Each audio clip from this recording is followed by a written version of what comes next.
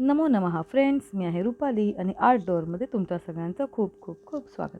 आज आपण करणार आहोत कोकणी पद्धतीची एक रेसिपी पातोळे. पातोळ्यासाठी मी घेतलेलं आहे 2 वाटी पाणी गरम केलेलं आणि उकळलेल्या पाण्यामध्ये आपण टाकलेलं आहे 2 वाटी तांदळाचं पीठ. त्यानंतर हलकंसं गरम असतानाच ही जी उकड आहे ती अगदी व्यवस्थित आपल्याला मळून घ्यायची. मी इथे केळीच्या पानाला किंवा हळदीच्या पानाला पण तुम्ही वापरू शकता. त्याला तेलाचा हात लावून एक गोळी आपण व्यवस्थित पानांच्या 2 भागांमध्ये व्यवस्थित गोलाकार अशी थापून घेऊयात. बघा, मी या पद्धतीने तेलाच्या उकडीची जी एक गोळी होती ती मी व्यवस्थित थापून घेतली आहे आणि आपण अगदी मोदकाचं सारण करतो ना, ते सारण आपल्याला इथे करायचं आहे. आणि पानाच्या दुसऱ्या भागानेच इथे व्यवस्थित ती जी पातोळी आहे ती आपल्याला दाबून ठेवायची.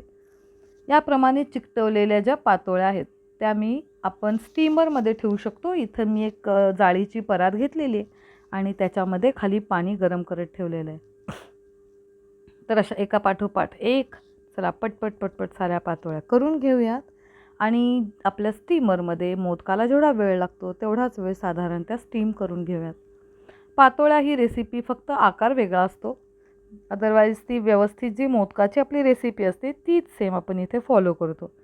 यापूर्वी पण मी उकडीच्या मोदकाची रेसिपी आणि त्याची उकड कशी काढायची याची एक डिटेल व्यवस्थित रेसिपी तुमच्या सर्वांसोबत शेअर केलेली आहे.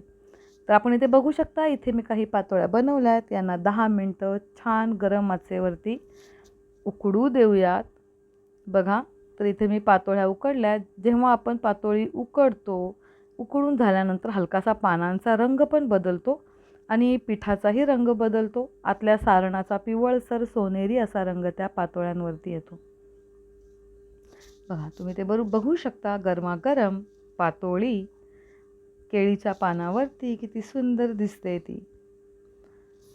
ज्या आपल्या मैत्रिणींना मोदकाच्या पारीचा म्हणजे आपण घड्या घालतो किंवा मोदकाच्या ज्या कळ्या बनवतो ना, ते ज्यांना करणे शक्य नाही आहे त्यांच्यासाठी ही एकदम सोपी आणि सुंदर अशी रेसिपी.